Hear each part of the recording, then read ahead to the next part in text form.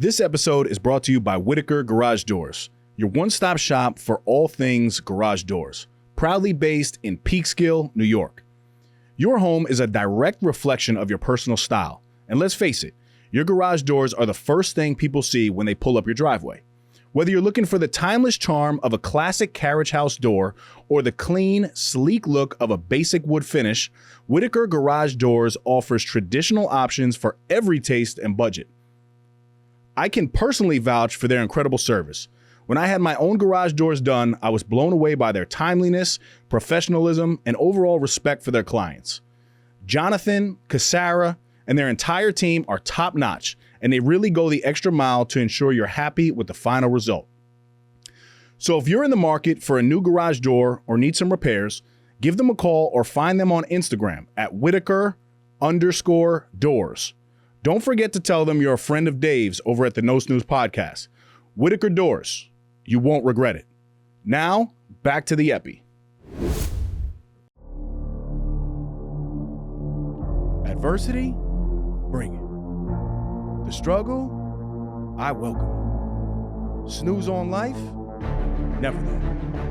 I am Dave Reggina, and this is the No Snooze Podcast. Come on.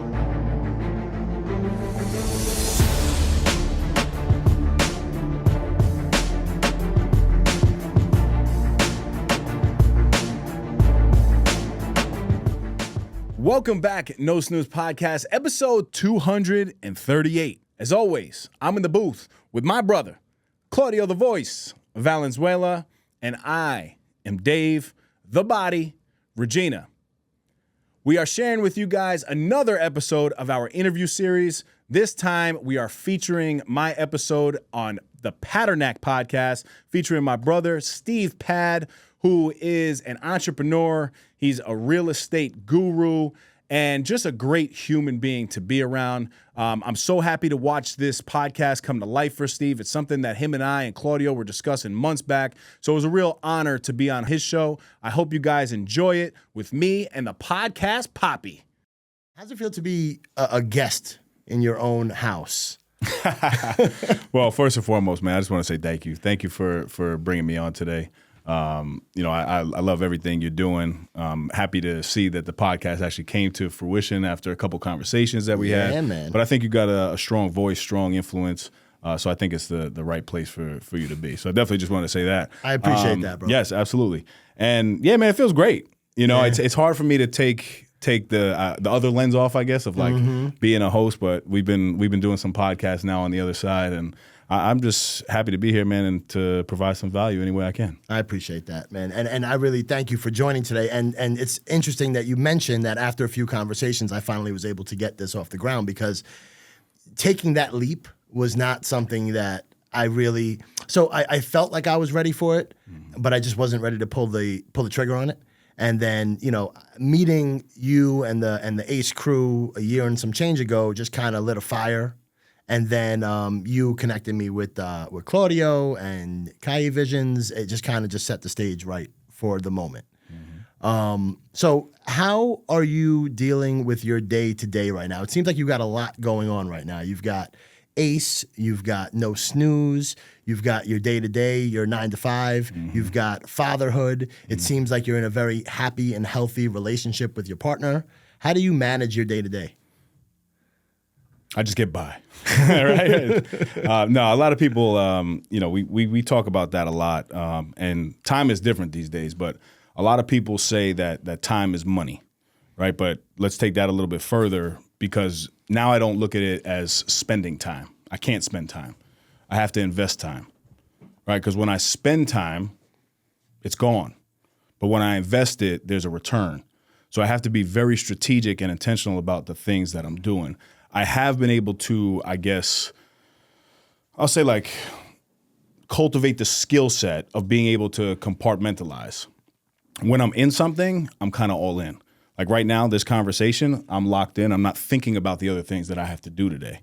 And I think the quicker people are able to do that, the more successful you'll be, right? Even for my daughter, me in fatherhood, there's a moment that I can speak to where I just felt change, my shift in time.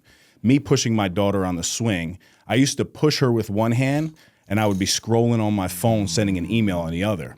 To me, I'm just thinking push, but I'm still over here, push. I just actually started putting my phone in the pocket, pushing her with two hands, and now every time I push her, I give her an affirmation. Yep. I love you. Yep. You're beautiful. Yep.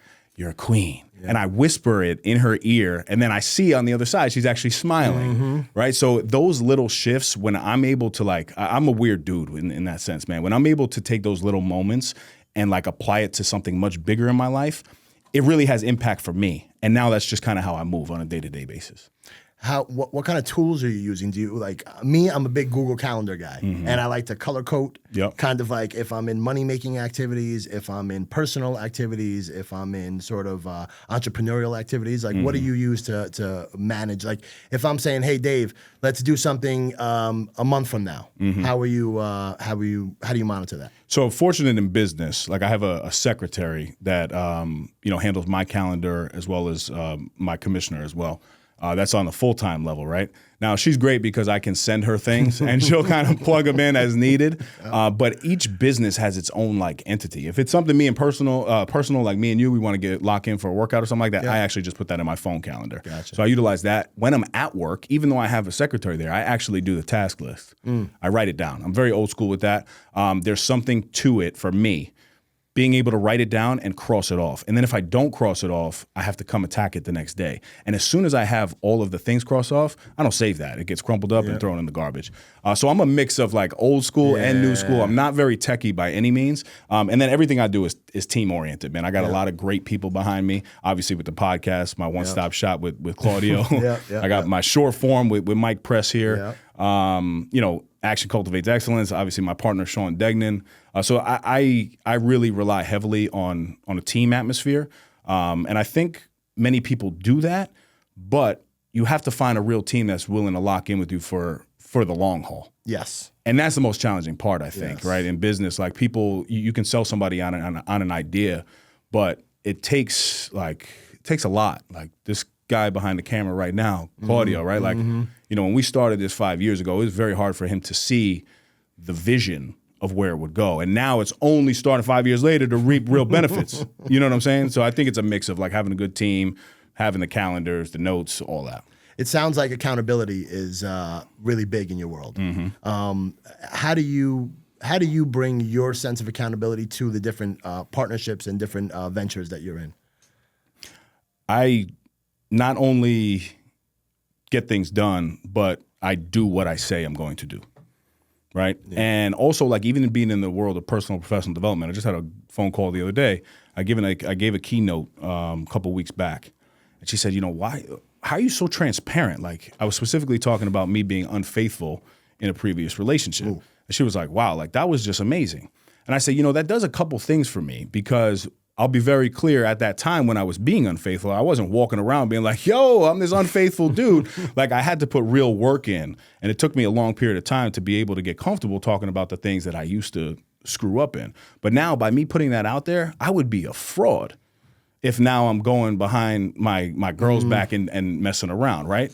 So that's where accountability is huge for me. I actually like saying things out loud because it holds me accountable. And not just that, not just in relationships, in business as well. Yep. If I say I'm going to do something and Sean and I put something out and we're like, yo, we're going to have an elite transformational experience for men to come to this summit and we're going to make it happen. Now we need to deliver on that. So I think when you pair the actual words that you're saying with the things that you're doing in your life, I think real transformation can happen. So accountability is huge. Tell me just a little bit about the version of Dave that the world hasn't seen. It seems like you live a very public sort of persona, right? What was Dave like 10, 15, maybe 5 years ago before this version of Dave that everybody sees? Well, Dave 5 years ago was on the right path. Okay. So do you want to go prior to that? Yes, where you want to go? How far back? Let's go whatever the moment was that actually set you on this path. So that was around 2017. And I don't know if I may have spoken with you about this, but happy to share it. There was a couple different things in 2017. I got married when I was 24 years old. Very young. Yeah, very young. So that relationship, I was not doing the right thing, as we kind of discussed. And then also my mom was going through a very hard time in her life. And in that in that year of 2017, that's where she hit rock bottom. So she was actually staying in my house. And I prefaced that with, I was not really a faithful man in terms of like God. Yep. Right. And God actually utilized my mom to get closer to me. And here's what I mean by that. She was heavily addicted to drugs and alcohol. I was responsible for that evening to basically administer the pills for her. So she would come knock on my door every 5 minutes and be like, David, I need my pills. I was directed to give her one sugar pill and then one real pill. I don't even know what happened, but I ended up snapping. I go in the room and I'm like, here, take all these.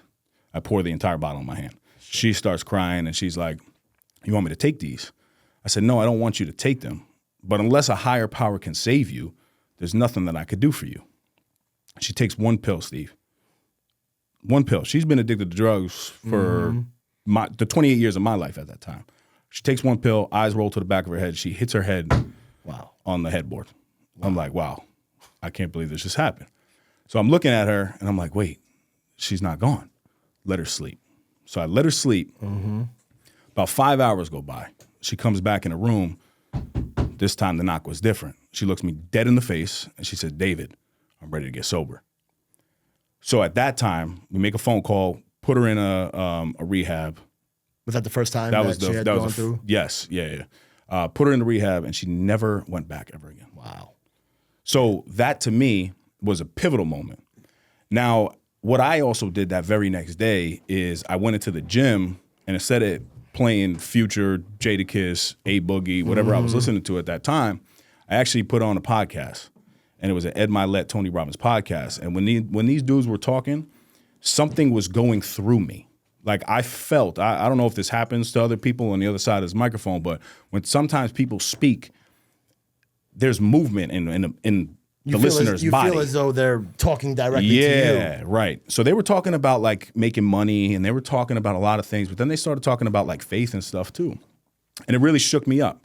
And I started doing that silently, man, for like 6 months of just like listening to podcasts because it was something I just never did before. I was very much the type of dude that would listen to rap music subconsciously. And now I find myself in the clubs spending money. Projecting those same getting attention from chicks that I shouldn't be getting attention from, making bad decisions, utilizing recreational drugs, drinking heavily, right? Just to kind of keep moving. Yeah. And it's crazy because I've been talking about this now for, pretty frequently. And each time I say it, I actually feel proud knowing where I'm at now. But back then, it was so different. So I started listening to those podcasts, and that was a period of like 6 months. I just stayed quiet. Then for a period of 6 months to the next 3 years of my life, I started to implement the things that I would listen to. Little by little. Yep. Make your bed, start hydrating in the morning, the importance of a morning routine, gratitude, focusing on a higher power and sending an extra email, developing XYZ in business. And I would just do it, and I started shifting everything in my life. Everything started to change. So after I did that and I had like a proof of concept of my own life, I'm like, I think we could do this. And then that's how the podcast ended up coming about. Interesting. You said a lot there, and I want to try to just pull on a couple different points. The first thing that you had mentioned was, first thing that just stuck out to me towards the end of it was sending that extra email. That's Ed Milet, The Power of One More. I imagine that's where you grabbed that from. That concept per se, that's his book now. But like he used to talk about that before it was The Power of One More. Interesting. You know what I mean? Like in 2017, he was podcasting out of his closet. That's when I used to listen to him. I just found him through the book. And it's interesting because I see a lot of, he's very faith-based. He's also very positive. Yep. And his sort of content, it really resonates with me, and I can imagine, obviously, it resonates with you because he's focused on building people up and really kind of digging deep into the person. And also, the fact of the matter is just giving people their flowers, right? And just kind of discussing with them how great of an impact they've had on his life. So I could see where that kind of, how that rubs off and how that comes off into your persona as well. The situation with your mom, do you think that played a huge part into your current sobriety journey? Yeah, it's funny. At that time, I felt this higher power talking to me that I needed to get on my own course with it. But I didn't listen, bro. I did not listen because that was 2017. I didn't really get sober till 2024. And also there was this crazy voice in my head, and I kid you not. And it said, when you're 35 years old, that's when you're going to have your breakthrough. Interesting. I'm 35 years old now. And I feel like things are really just getting started. But when I tell you, I used to tell, like, my closest boys know that because when I would get drunk, it would be weird. I would, like, say those types of things. And they're like, bro, like, how are you motivational when you're drunk? Like, it's weird. But, like, that would be, like, on the subconscious of my mind. But that was the time that, like, I knew I was supposed to, but I didn't listen to that voice at all. I'm being very honest with you. Yeah. I continued. It's tough because, like, personally, like my grandmother was an alcoholic and she passed away from alcoholism. I never even met her. So my mom growing up, when I started getting older and especially going into college and, like, she don't drink, it's in your genes, it's in your genes. And, of course you don't listen when you're 21, 22 years old. But over the past, like, probably year or so, it actually started last year when I did 75 hard, and you have to no alcohol 75 days. And I was like, wow, I could do this. And now I'm at the point where, listen, I'll never say that I'm not going to have another drink again, but I could tell you that the last drink I had was probably mid-February, and before that was New Year's Eve. So, like, they're just going, and I do notice a shift in life, really. Like, when you're not putting the bottle first or the good times first, and instead you're focused on moving forward and sharing with other people and really trying to get yourself together. Like, I could personally feel that shift in momentum. Is that something that you feel too? Like, well, for the alcohol specifically, before we go into that, I do want to mention, I had an issue with anxiety, which I didn't know, and anger. But my anxiety was disguised as anger. Gotcha. Okay. You understand? Yeah. So some women, they'll get anxious and they'll, like, like they feel like, and it kind of cripples them in a way. My anxiety was hidden in anger. And then what was happening is when I would drink, my anger would be heightened. But I just kept going, oh, you're a big dude. You could just keep drinking.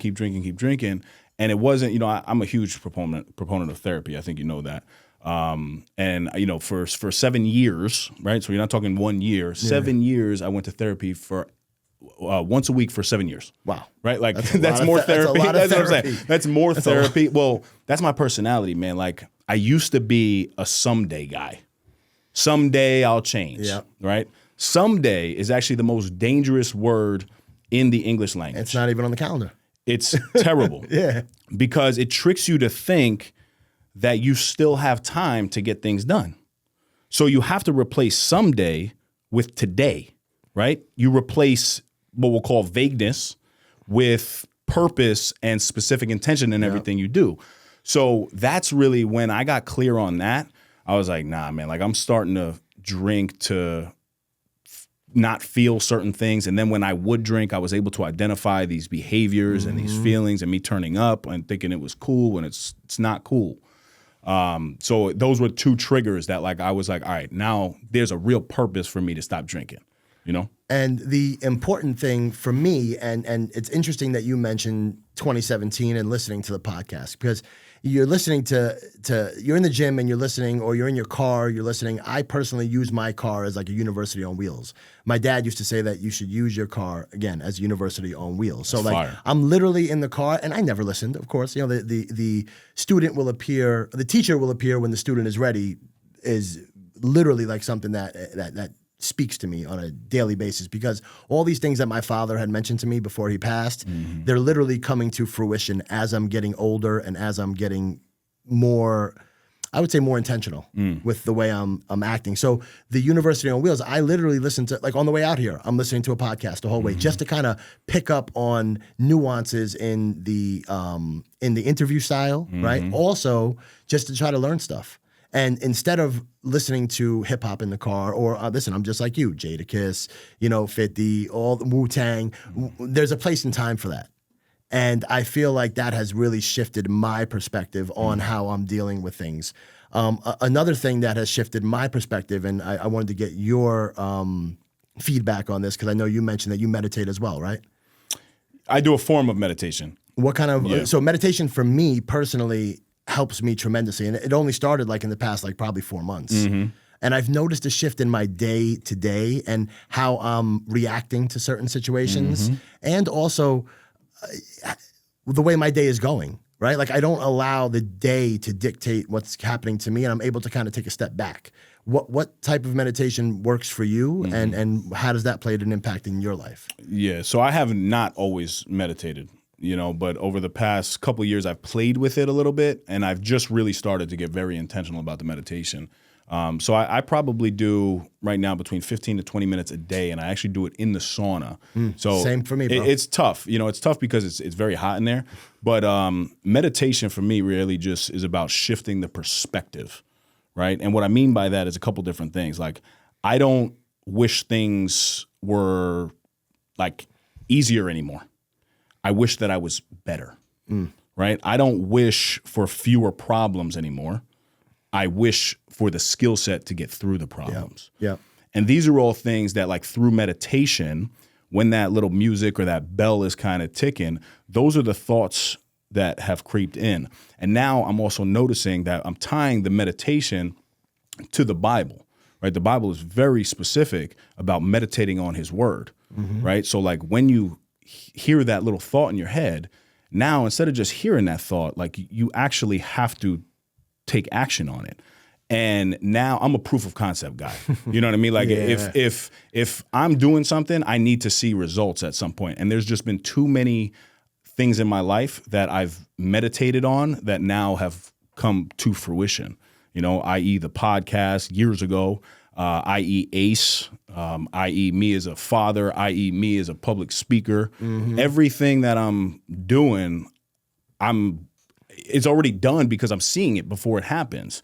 It was funny, man. Before we went on Mike Chernow's podcast, I looked at Mike Press and I said, Mike, it was a great interview. He's like, what do you mean? I'm like, I just saw it. I sat on the train and I meditated for 15 minutes. And I literally, from the moment we walked in, I knew how the conversation was going to go. I'm not lying to you. Before you even walked in? Before I walked in. Because I had things that were coming up in that meditation that I already knew were going to happen. When I called you yesterday, what did I say to you? You had told me that you had meditated on what we were going to discuss. And the talking points were very similar to what I was telling you about that I wanted to talk about. How is it like? I'm not making that up. That's awesome. I'm not making it up, right? So like for me, it's proof. I can't lie. But I also thought it used to be funky to kind of sit there. I didn't know how to get quiet. I really didn't know. That happens with a lot. That happens to me a lot. Yes. But you just have to keep going. And I'll give you this pointer too. Like if people want to get into meditation, do a guided meditation and just repeat back the words that they're saying. Right? So if they're saying like, take a deep breath. In my head, I say, take a deep breath. And I just follow their words until you get to this place of being locked in. When you go to the gym 50 days in a row, like you might not really get the results you're looking for. Go 500 days in a row, see what happens. Yeah. That's how I pray also though. Like there's so many similarities. Like, so here's the thing, right? And this is kind of like, this is something that I really wanted to touch on today. Like, so last May, you guys, were hosting a cold plunge. Yeah. I had always wanted to do a cold plunge. I just didn't know where to do it, how to do it, what the purpose of it. I've been telling my fiance, like, I'm like, yo, I want to do this. I want to plunge. And then all of a sudden you guys had Tommy as the host. Yeah. Tommy posts something on his IG that he was doing it. And I'm like, oh, all right, cool. And then I walk in there and then I meet you, I meet Sean, I meet the rest of the ACE crew. And it's like, you know how when you just kind of know that you're around the group that you're supposed to be around? That's how I felt in that moment. And from there on, and I could honestly say this, like I have seen a huge shift in my own personal development, my business development, but especially like, and this is something that means the most to me, my spiritual journey. So the way I pray is that I throw on a YouTube video because like I could do the Our Father, I could do the Hail Mary, I could do all the stuff that I was taught in grade school. But for me, listening to the guided prayer and then saying it back, and this, to your point, like it really hits home a lot better for me in that moment. How do you deal with your spirituality and how big of a, I see that it plays a huge part. I mean, I see the Bible every single morning on your social media. Yep. Have you always been spiritual, or is this something that kind of has grown over the past, I guess, couple of years? If this was years ago and you asked me, have I always been spiritual? I would have been like, yo, is that a fruit? I didn't know what that was. I literally was Were the you guy. raised in the church? No. Really? No, my mom was Jewish. My dad was Catholic. Really? I used to be the guy. I used to have a coworker. And whenever I would ask this woman how she would say blessed. And I used to laugh at her. Steve. Yeah. Because I didn't understand. But when God is inside you, it's very clear now. Yes. And like that woman, although it seemed like a joke at the time to me, she had her own personal relationship with God. Yep. Which is a beautiful thing. And that's I think the best part about any religion, any higher power in general. I don't tell people go to my God, go to your God. Find your own version And of the it. way to do that, like I used to just talk in the air. There's a bridge that I drive over every day on the Taconic, right? And there's like some water there. So it was just a very peaceful like place. And I remember just kind of saying like, you know, dear God, and I don't really know what I'm going to say or what I'm going to do. And, you know, today I have this meeting and I'm just really asking for your guidance. Yeah. Thank you. Amen. There you go. I just want to say thanks for waking me up today. Gratitude. Give me a little bit more wisdom. And then that turned into, dear God, first and foremost, I come to you to say thank you. Yep. Thank you for the opportunity to rise up on this beautiful day. Thank you for blessing me with my daughter, Callie Michelle. May she find her passion and purpose in life early. I mean, I could go on for 17 minutes now. You know what I mean? Like, it started very, very low key for me. And I think everybody can do that. Like, we all want things to happen in our life, but we don't necessarily put it out there and ask for help.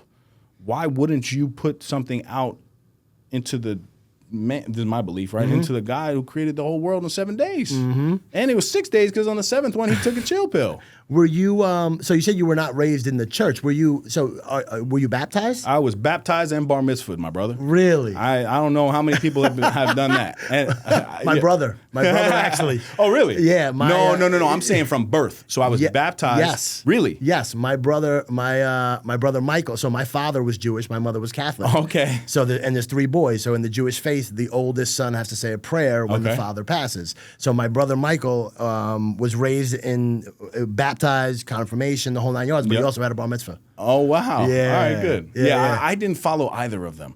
And, you know, I'll say this. Why I follow Christianity is very clear. And I identify as a Christian now simply because of this reason, right?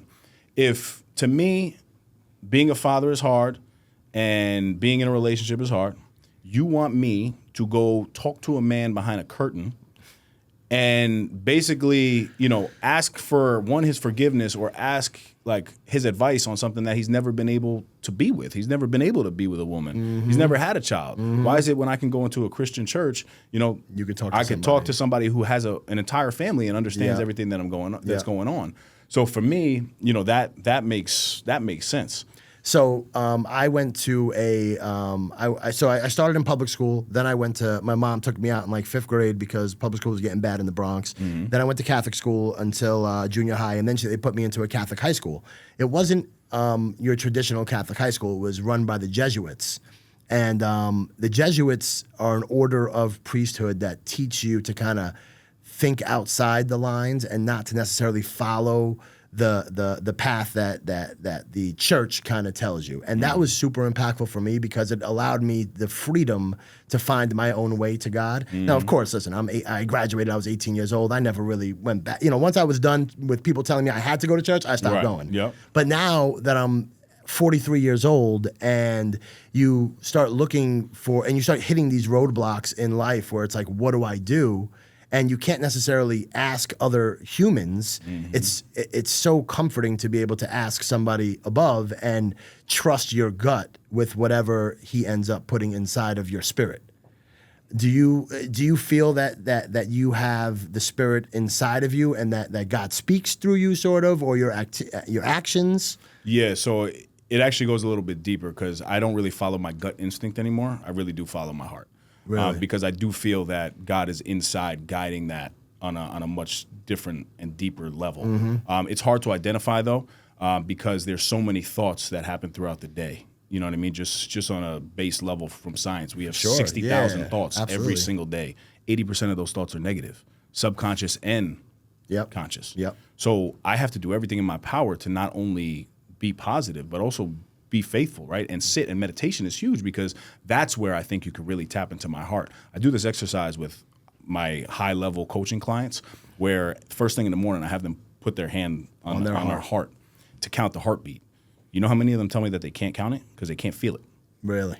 That's interesting. Because it's very hard to do. Like Yeah. if you're a person that kind of goes, just through the motions and you're not really connected to a higher power, it's a very hard thing to do. Like if you just sit there and put your hand on your heart, to actually find it is a hard thing. So I slow them down. Well, also being able to be quiet enough to hear it. Exactly. Like that plays a huge part in it as well. Like I've tried that before and I'm able to do it. Yes. So it's very hard to hear it because you got so much going on in the mind. Yep, 100%. For the past 5 years, I've trusted Kai Vision Studio with my podcast. And every time, Claudio delivers an exceptional experience. The setup here is flawless.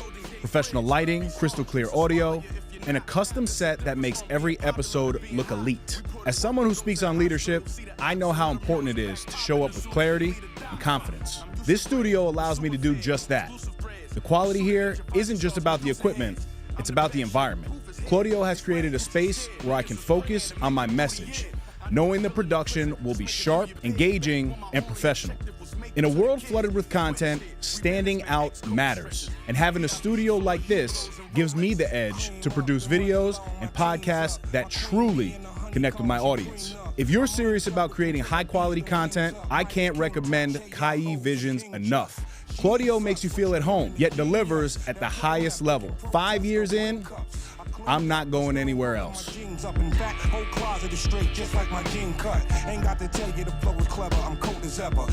So, fatherhood, right? So, you are since I've met you, I've noticed that a few things are loud and clear. Number one, your family comes first. And how has being a father impacted your decision making on a day-to-day basis, especially when it comes to business, when it comes to personal life, just in general? Yeah, fatherhood is hard, man. It's really hard, but it's the most beautiful blessing in the world.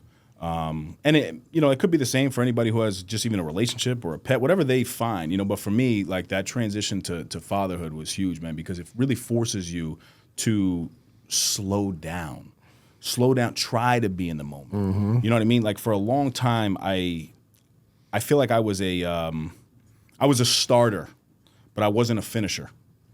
Like in business, I actually quit a lot of things, which a lot of people don't know. Yeah, well. Like I started a beard oil company, that failed.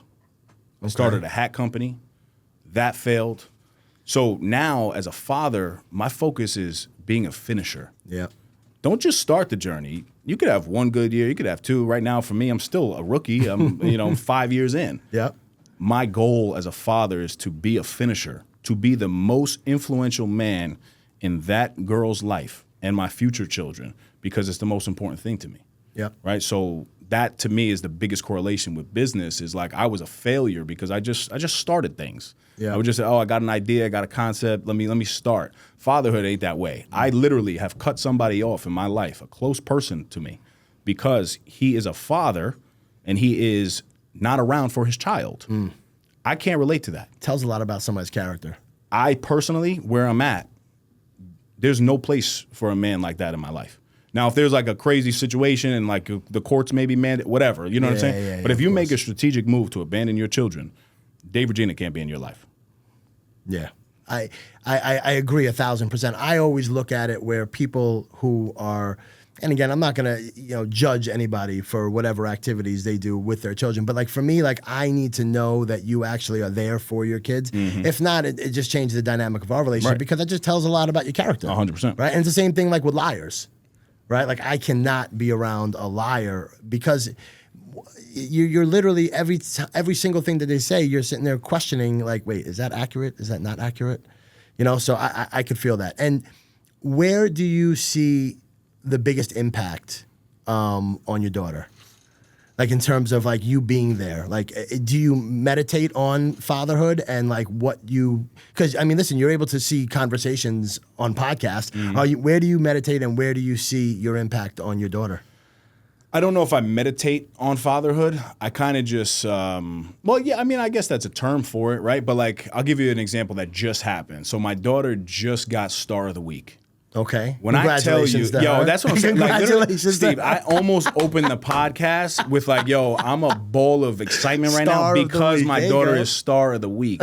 So today, what grade is she in now? She's in pre-K. Okay, there you go. No, listen, that's UPK, which isn't even a real grade yet. Yeah. So she got, star of the week, and it's probably the second or third time she's done it. But she's had like a little tough stretch, just emotionally. She's going through some things, and she's adapting and whatever. And I asked her this morning because before we came here, I have a busy day, man. I got speaking engagement after this, and then I have a family engagement, and it's a lot. But I wanted to make sure that I showed my appreciation to her. So I took her to breakfast, just me and her. And she actually picked her clothes out today. And it, just ironically, because I asked her, I said, "What does that shirt say?" And it said, "I love Dad." And she didn't know. She can't read. And then I told her, I said, "Wow, you picked Daddy's shirt?" She's like, "Yeah, I did." I'm like, "Girl, you didn't know what it said." But so as we're sitting down and she's eating her pancakes, I said, "Callie, what do you think got you star of the week?" And she said, "Well, I think it was because," and I'm going to try to say it like she did. Yeah. She said, I think it was because 3 kids asked me to play, and I told them, of course, I'll play with everybody. So she's like now basically taking in the positivity and like the kindness that we're showing her in the household as parents, right? And she's got a great support system because me and her mother are not together, but I have a great relationship with my girlfriend. My ex-wife has a great relationship as well. So we're able to show her a dynamic of just positivity. And we pour into our daughter, man. Like, and I'm speaking on the community at large. You know what I mean? Well, it takes a village. We do that. And my daughter prays every single day. And it's very simple. Dear God, thank you for my family. Thank you for my friends. Please keep us safe. Please keep us healthy. I'll read her a page of her Bible before she goes to sleep. We wake up and we make the bed together. Why do we make our bed? Because it's healthy habits. Like I'm seeing the fruits of the labor in her very quickly. And again, like I said, I'm a proof of concept guy. So it's like, now that I know this, how can I not be this way? Yeah, of course. I want to pivot just a little bit to ACE. So ACE is now, it seems like it's growing pretty fast, right? How did ACE come from an idea to fruition? Action. Well, yeah, of course. Action cultivates excellence. But I swear, so like, I'm not joking, man. We sat and, it's funny, CV and I were talking, and I was like, yo, man, like the podcast host, I had a podcast host for the first like 150 episodes. He had left, my partner, Mike Pirelli, one of my brothers to this day. Sean was like the first episode we did after he left. Being a solo. Right. And CV says, he's like, yo, I don't know if you're looking for a host, but like that dude might be the match. Oh, okay. Right. And it was just because we like flowed off of things. We had conversations. And then the relationship that Sean and I really established was action oriented. Like he threw something out and it was on the podcast. He's like, yo, like you want to do a cold plunge? I'm like, yeah, sure. And then he was like, he texted me like, yo, you cold plunge? And I'm like, okay, Tuesday here. Boom. I'm like, yo, you want to work out? Boom. We would go back and forth. And then we would just take the action steps to move forward. So then when he said, yo, man, like, have you ever been to a summit? I said, no, I haven't been to a summit. I've been to like leadership trainings and, I got a bunch of certifications in terms of the leadership for business and management and all that type of stuff. But I've never gone to like an overnight stay for like wellness. And I'm like, yeah, what are you thinking? And he's like, you're leading it. And I'm like, what? I'm leading it? What do you mean? He's like, yeah, like we can draft this right now and we could put something out there. So we ended up putting it out on Instagram and somebody actually sees it. And this woman reaches out. Her name was Steph Madonia. You know Steph. Yes. She reaches out and she's like, hey, Steph. Shout out to Steph. She was instrumental in everything we built from the beginning. She basically says, hey, like I heard your podcast episode. And, I have this great 160-acre property in New Paltz, New York. So we go to New Paltz, New York, and we look at it. And it happened to be October 26th of 2023, which happened to be my 34th birthday. And even there, right? Like, I don't think that's by coincidence. So we actually end up saying at that time, like, yeah, we're in. We didn't know how we were going to pay for it. We didn't know what the hell was going to go on. I think CV came with us and said, CV, bust out that camera, bro. CV already knows. When I say those words, what's about to come out of my mouth. And I think we looked into the camera. We're like, we got a 3-day retreat. This is going to be a transformational experience. We're calling all men. The ticket price is XYZ. We got speakers coming out. We're going to be do cold plunging. All the things that we didn't have at all. Just put it out in the world. We just put it out there, bro. Post. Dudes are like, yo, I'm in. We're like, oh boy, we gotta do this. Now we gotta do it. So our very first event, people don't realize it was an actual summit. Was the actual summit? Yes. It was the actual summit. It wasn't the dinner. It wasn't the ORT. It was exactly. It wasn't like a one-off little event. Like this thing was a massive operation at a 165-acre property, and we didn't know what we were doing. But then the impact was so great. That's how then Sean used to do dinners by himself. He was like, yo, I want to bring these back. Let's do one, me and you, let's collab on it. Yep. That's how the dinners then came about. Then we needed to keep the momentum, right? You know in this. Between you're always like, yo, what's next? Then we were like, all right, let's do a co-ed workout. Because the girls were like, yo, what about us? Yeah. So the real, the real goal behind Action Cultivates Excellence is action. Is taking action. It really is. And it's not just us saying it, again, proof of concept. You know what I mean? Of course. And it's interesting that you say, like, once I put it out, you said earlier, once I put it out in public, I'm going to do it. And that's exactly what happened. And with when Ace. you do have a partner that matches your level of like intensity and accountability, that's Sean is built different. You know what I mean? And also like just to nod Sean, his father ended up passing away November 1st, man. I told you, like, we went and saw that property October 26th. His father passed away 4 days later after we said yes. Yeah. I was very expecting him to say, like, yo, man, like, maybe we'll circle back. Yeah. Instead, he was quiet for 2 days, and then he hits me back. He's like, yo, we need to start planning this, man. This is something that my father would want me to do. This is something that my father would believe in. This is a huge purpose for me. This is going to create a lot of fulfillment in my life.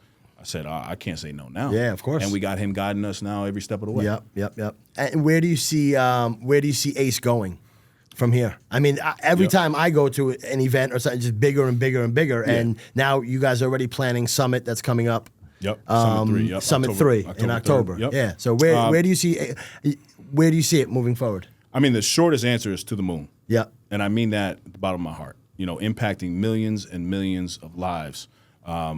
And really touching them, not only just like through a podcast conversation, but really having a platform all over. We started this locally, and this will be global.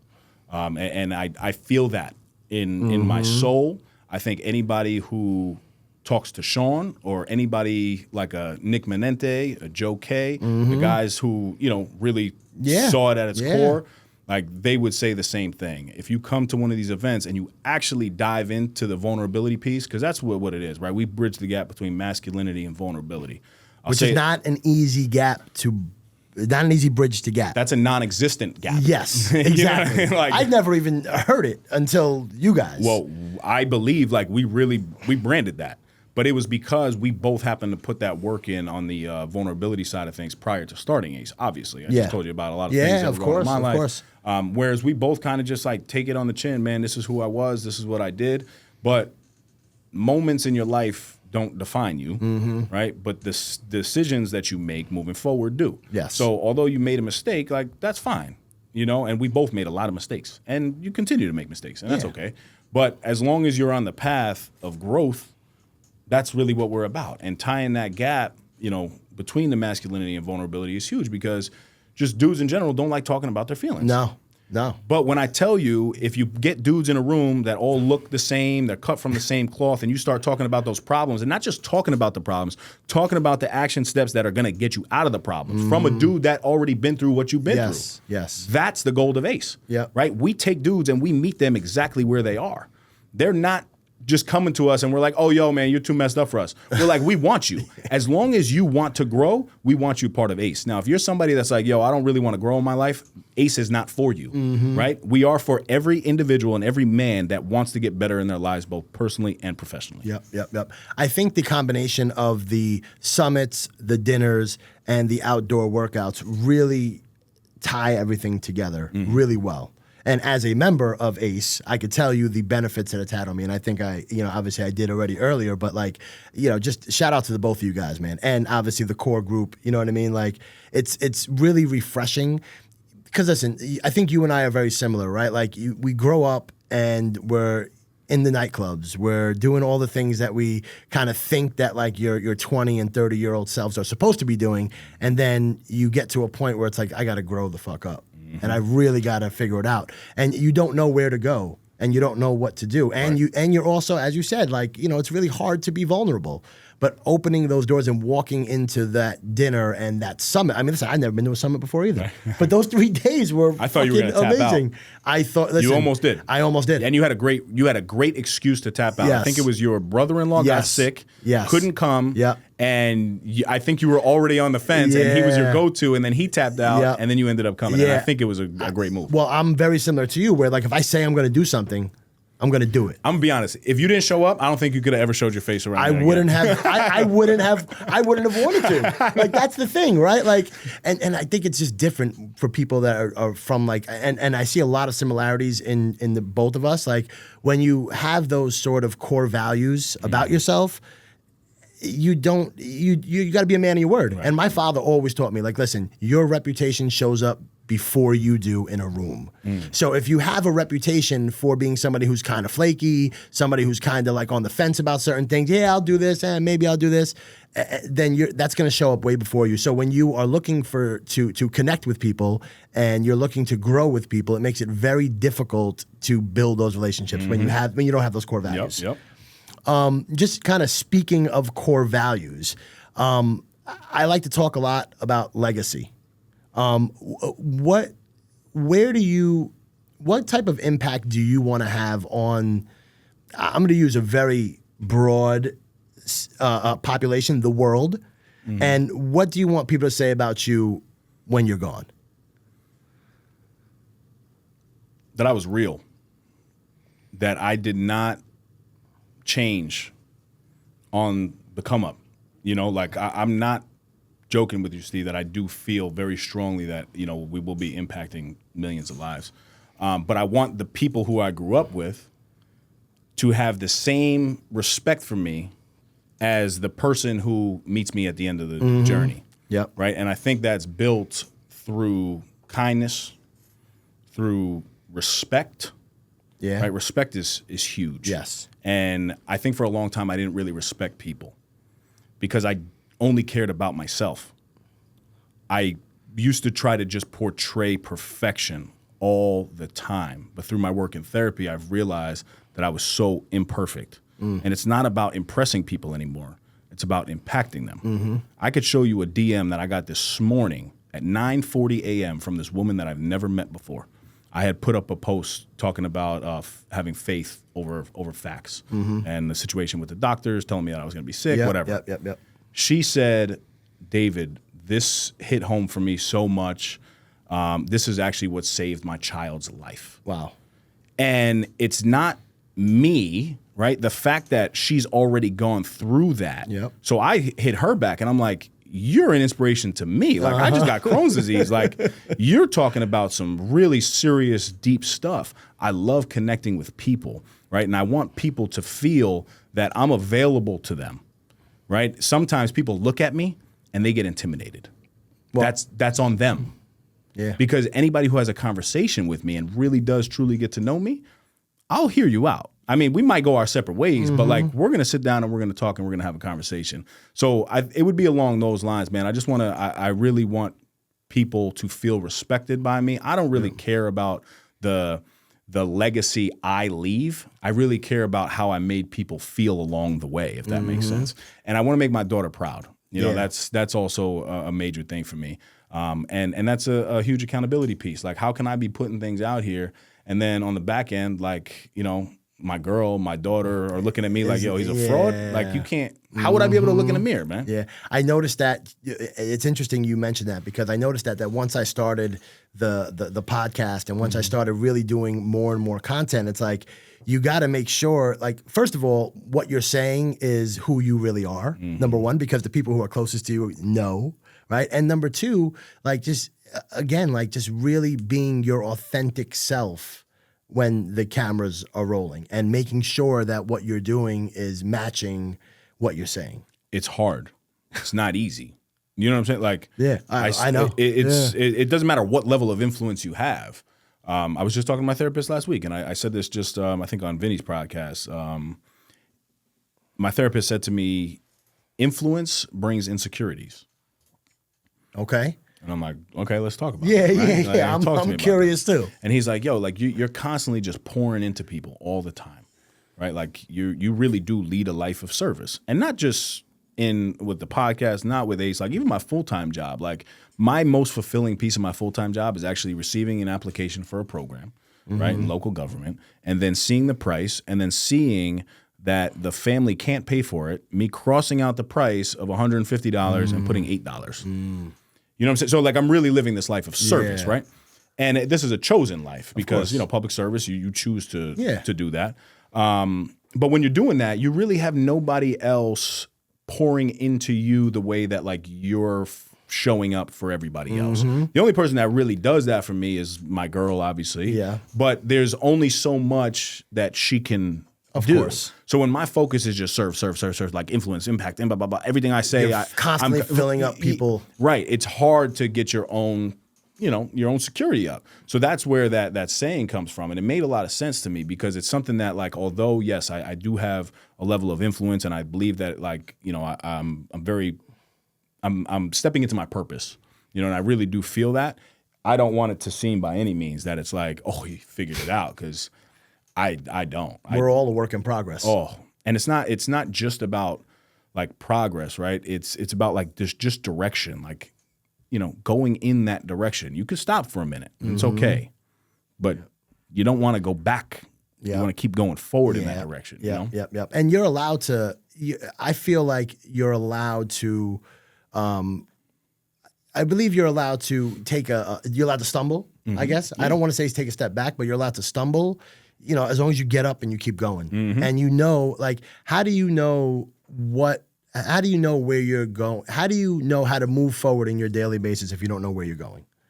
Me personally? No, just in general. Like, but like, if you don't know the type of life that you want to lead, it's going to be very difficult for you to make decisions and make bad decisions and not make the right choices when you hit those crossroads. I talk to a lot of guys that tell me they don't know what they want in life.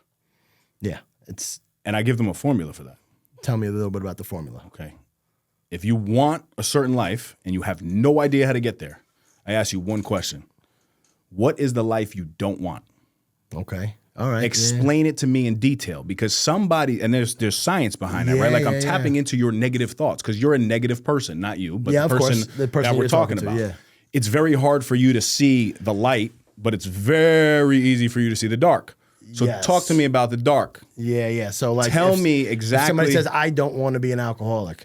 I don't want to die of a heart attack. Right. I don't want to do. Okay, XYZ. Yeah. Now what I do is I take, what are the most important things on that list? And then we focus on the one, and then I'll build you an action step and plan to get there, right? So even when you don't know what you want, as long as you know what you don't want, I can help you out. And this exercise, this is part of your one-on-one coaching, right? Because I don't know so much about your one-on-one coaching. I just kind of recently learned about it. How long have you been coaching people one-on-one? I've been doing it for years, but paid for a year. Okay, all right. Listen. It started back in 2014. I had, I've always been actually training physically clients, and I've always done that even when I left the personal training world. Okay, because I trained athletes for a long time in sports performance. So that's really where it started, and then I became a high school basketball coach. Okay. Right? And it was at my alma mater, King in Stanford, actually. Okay. Right? And what I was doing for those athletes really became transformational, because I was tying leadership principles into the physical training. So we would do physical trainings, and then I'll coach you up on a paragraph from Jim Rohn. Right? Like we'll do physical training, and now we'll talk about like Tim Grover. It started to like create this thing for me. And then I added my own like swag to it. But my life was still a mess. So then I kind of like, as I got into government, I kind of like stopped doing that. So that's what I mean by like I was doing it for a long time. Yeah. And then, it just really became clear to me that like dudes want alignment. Right? I want alignment in my life. I think that people want alignment, but it's easier for us to relate to obviously males. Yeah, I just respectfully, I don't coach women. I'm not a woman. Yeah, right? Exactly. So like I can't.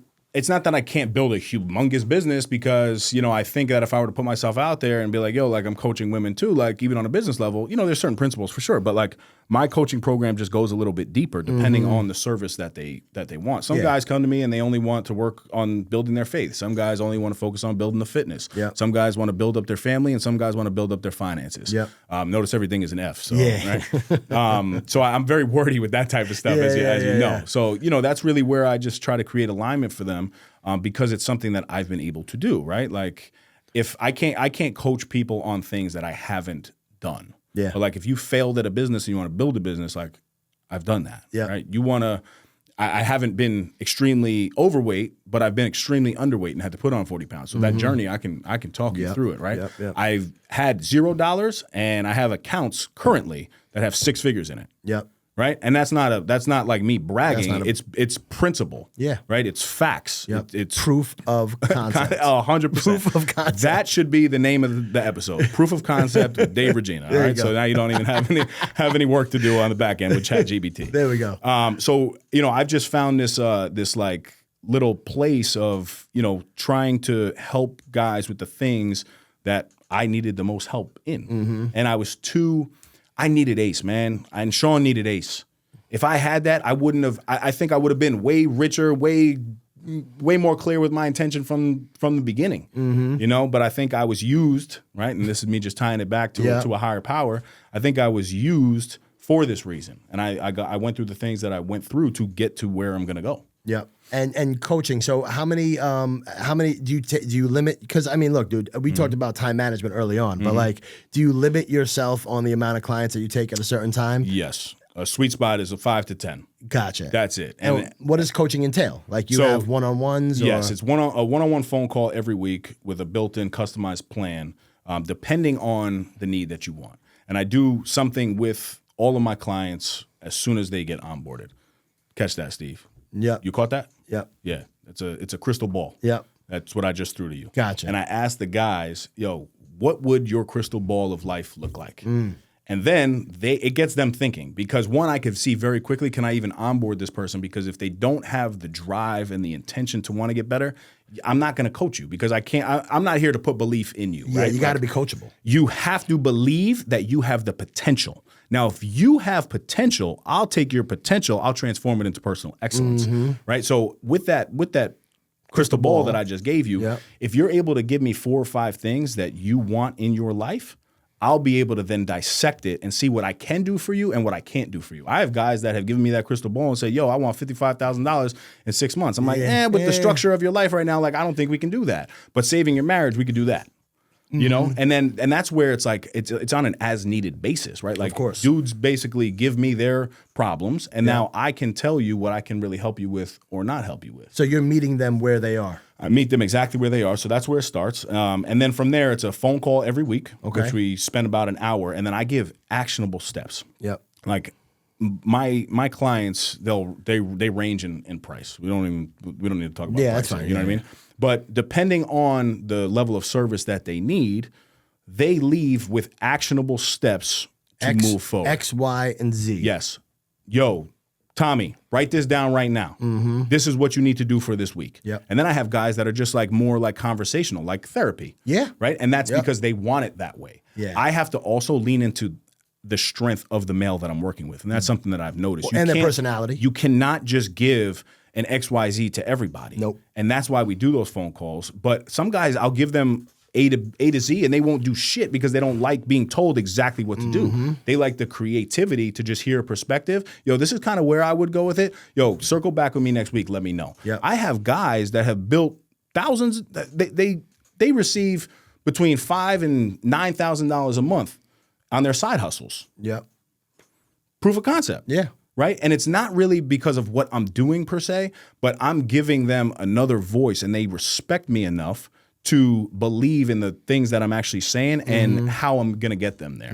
It's a magical thing. It really is. I feel like coaching a lot of times, so I've had plenty of coaches, like especially in business. And I feel like coaching, the strongest thing that I get out of coaching besides the mentoring, but it's really the accountability. And I think that's a huge reason why people get personal trainers too. Because it's like, you could tell yourself in the morning, like, hey, I'm going to wake up and I'm going to go to the gym. But if you tell somebody else you're going to go, or if you're paying somebody and it's going to meet you there, 100%. it gives you that extra sort of push to be there. Yep. So we covered ACE, we covered coaching, we covered fatherhood, we covered sobriety. I want to talk about no snooze. I want to talk about no snooze. So your no snooze has sort of been, for me, very impactful because of the way that first of all, the type of guest you're bringing on. It's people that I can relate to, right? How do you use no snooze as a means for your business and for your personal life? Like, how has no snooze impacted you? Just going through the journey of starting with I guess a co-host, and now being on your own and managing that with everything else you have going on.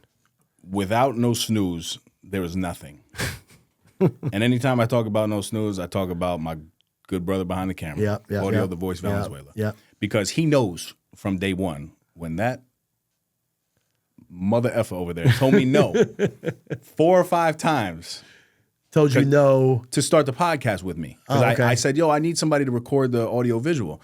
He goes, bro, I'm a photographer. I said, exactly. It's a camera, right? Just turn the audio part on. He's like, yo, this is not how this works, bro. It doesn't work like But he knows me for a long time. We've been working together, for a long time as well. So we developed like a personal and professional relationship. And he always says, he's like, yo, like I didn't even want to really do the podcast, but like I believe in you. Yeah. And that's something that I'll never forget. And that's why he's a part of everything that I do. That's why I recommend him every single time anything comes up with no snooze, because there's nothing else without no snooze. We knew that no snooze wasn't going to be the big ticket of, like blowing up, but it creates the platform to blow up. Right. And now we're finally able to, start to see the fruits of that labor. Well, you could tell outside, look at the studio, look at all the podcasts. I was knocking him. I said, bro, like you started with 1 and now you're here. I said, yo, there's 9. He said, there's actually 10, which is a beautiful thing, because now he could shine. Like when it was just us, it's hard. It's very hard. So now that there's all these different perspectives, it's great. But like no snooze, man, it's a way of life. I think most people panic, whereas the individual that I'm talking to, they're urgent, right? And I think there's a huge difference, because urgency is the awareness that this moment matters right now. Not snoozing on life. Right? Most people will go back to sleep on their dreams and aspirations. Snooze button. Yep. Whereas we wake up and we attack everything that we do. So that was really just a simple concept of no snooze. And it was just about showing up. Every single week we were going to show up. We didn't really know the direction of it. We were sitting in the basement for a lot of years. We went from basement to basement because it was my basement. The first 7 episodes that didn't air. Then we were at Mike's house. Then we were in a building in Greenwich. And then we were at your house, right? So I saw a couple episodes from the park during COVID, too. Oh, we did that, too, baby. Like, you know what's crazy? I saw the COVID setup where it's like you guys are in different places. That's something that we don't talk about often, but it's wild because, we did do that. The first episode of No Snooze aired January 6th of 2020. Right before COVID. Right. Yeah, so it was like the right easiest way. We didn't even miss a week on Zoom. That audio must have been crazy. I don't even know what we were doing, what we were talking about, how we did it, but like we just got reps in. Yeah. And at that time, that's really what it was about. So that way of life, really was just me locking in and saying, listen, if you want this level of discipline and consistency, you have to be able to do this. There's, I think, 3 types of, what should we call it? Like, it's like the cycle of a business we'll talk about, right? We'll call it the excitement phase, the grind phase, and then the breakthrough.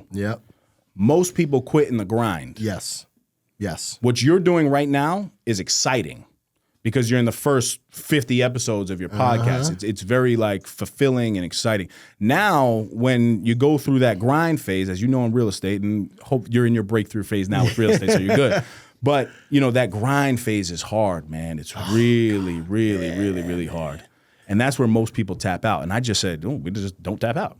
Let's just keep going. Right. And I think anybody in life, if you just keep going in that direction and you don't panic, but you're just urgent with your stuff and you're intentional, everything's going to be okay. So No Snooze really created the platform for everything we got. And so you really impacted me tremendously to get this podcast off the ground. So I just want to, publicly say thank you. Well, thank you. Like, I truly, truly appreciate it. And, it's interesting because I believe that this is going to air probably in about, 3 or 4 weeks. And you're episode 11, I believe, 11 or 12. And I'm so excited to see where this takes me. But you were so right. Like, it just allows you the platform to be able to, first of all, get your voice out there and get the reps in. Like, CV's telling me all the time, like, dude, don't worry about it, bro. You're just getting the reps in. Hey, listen, I really didn't like what I said over there. Don't worry about it, bro. You're just getting the reps in. Like, and I feel like you take that sort of attitude. I personally take that sort of attitude with almost everything that I'm starting new. It's like, just get through that grind, right? So I did something a little bit different here today. So I have a gift for you, right? We're gifting. So our good friends over at Relive the Moments, right? So what we did before we got here was we took a picture. Wow. Now, what I'd like you to do is use your phone and tap that right there. Should we do it on camera? Yeah, you can too? do it on camera, yeah. Go ahead, and it should open up a link for you. Yeah, I just got to put my Face ID. There you There we go.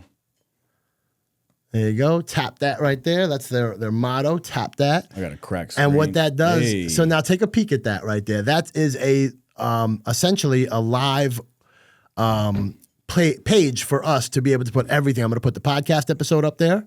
I'm going to put up some whatever still shots we have. Yep. And this is some technology that's available for purchase. So I'm going to put the link. Yeah. It's very dope. I'm going to put the link in the description for us. Right. So it's relivethemoments.com.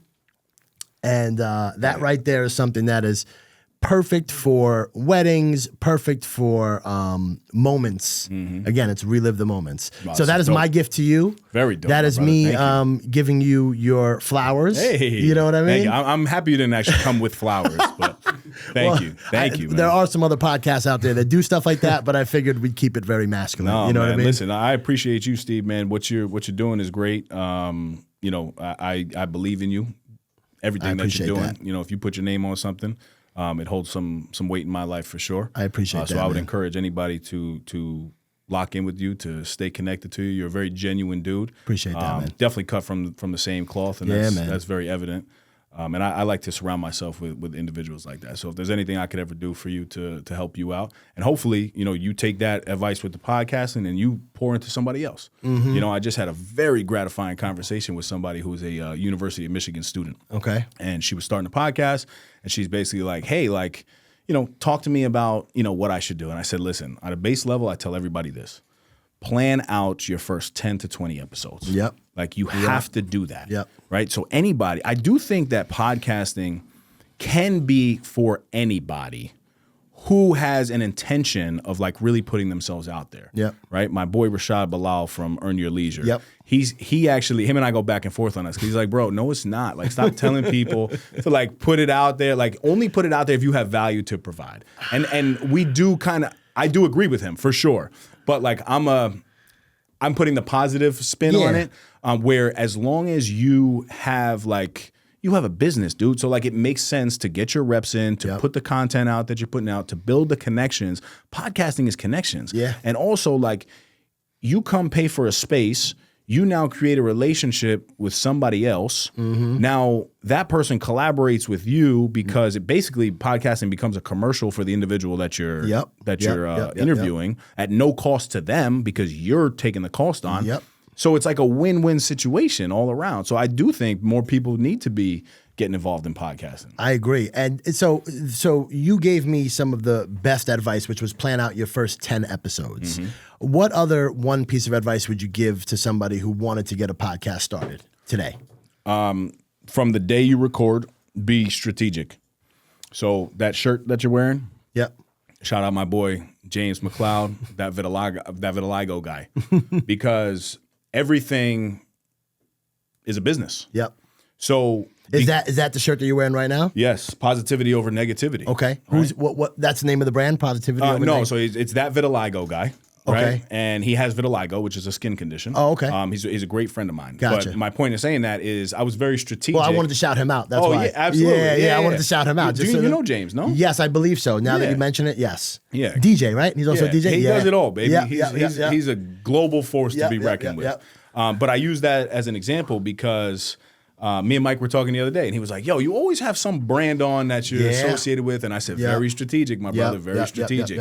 So not only is that what you should be doing, like those bigger brands that you're working with, like the hat or whatever it is, you start producing content, you start tagging them. Now you can potentially develop real business relationships right from the start. But you don't go asking businesses, hey, you want to sponsor me? You start tagging them and unloading on them and showing them the value that you bring with your audience, right? So anybody who wants to get into podcasting, yes, get your reps in, but also like look at it as a business right from the start. That's what I would do. Great. So it's so funny you say that because like I personally, so like, you know, I got my Yankee hat on in a couple videos, but like I do wear sort of the smaller sort of brands, but I was not tagging them, and that's great advice. Yeah, I mean, every post, you know, any post that I can that I remember to do it, you know. But like Tom Stefano, right? Like he's an ace guy. He's an attorney. He gave me a hat. I'm showing up in an episode. I saw it. Yeah, and I want shout him out Tom. You know what I'm saying? Shout out Tom. But like I want Tom to get business off of that. And if somebody is just going to look at a video and like they don't know an attorney, but they just remember, oh, yo, Dave, you know an attorney? Boom, Tom Stefano. I tell everybody, I got an attorney. I don't even need it. He's a personal injury attorney. I'm like, but call Tom. It doesn't matter what type of attorney you need. Give him a call. He might know somebody. That's right. That's my ESQ right there, baby. I think that's that's right? ESQ? All right, good. I think that's a very a very valuable part of ACE also is the business connections that are going back and forth in there. And, you know, I see it personally, right? And like, listen, I'm proof of concept, right? I'm sitting here right now because of the ACE event. Mike Press, who is an amazing videographer, I've used him already, and I plan on using him continuing to move forward. Like, those sort of are the, like, I'm big on, like, lead and lag, right? So, like, the lead indicators and the lag indicators, right? Like, so when you hear that, like, that I booked Mike Press, like, you know that indirectly was because of the relationship that I have with you. And I saw the video that he did with you, and I saw, you know what I mean? So like, that is, again, just another thing that I respect about ACE and you and Sean and whatever, and what you guys are building over there. Thank you, man. It's very intentional. You know, like we from the start, I'll be transparent, we did not plan for that to happen by any means because business wasn't the intention. It really wasn't. But you know, you know this. You're a businessman. You only do business with people you trust. Yes. Now, when I circle it back to bridging the gap between masculinity and vulnerability, vulnerability is trust. Yeah. When you're able to have a conversation like, and listen, dude, I've been in those breakthroughs. Like, and the bonds that are built just by people sharing. You want to do business with them. Why would you not want to do business with somebody that knows, you know, I've just connected with you more than I've connected with dudes that I've known for 20 years.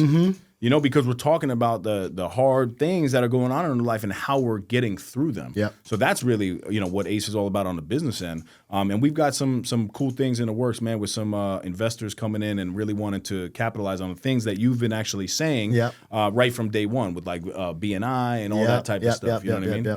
Well, listen, man, I just want to kind of wrap up because I know that, you know, you've got somewhere else to be after this, but I really appreciate your time, bro. Seriously. And again, like just the impact that you, Sean, Ace, Claudio, Mike, everybody has had on me and specifically this podcast is extremely valuable, and I appreciate you, man. Let's keep going, man. Let me know anything I can do for you, bro. My man, I appreciate you. So where do people find you? Like if they did want to get involved in coaching, if they wanted to get involved in ACE, for those of you that don't know, how do they get in touch with you? So you guys can check me out on Instagram at Dave Reg. You can check out the ACE platform at ACE Sanctuary or the podcast at No Snooze Podcast. But typically my personal Instagram will give you, you know, links to everything. Everything else. For sure. All right. Well, listen, man, I really appreciate you, bro. And thank you so much for coming here today, man. Let's get it, bro. Thank you. My man.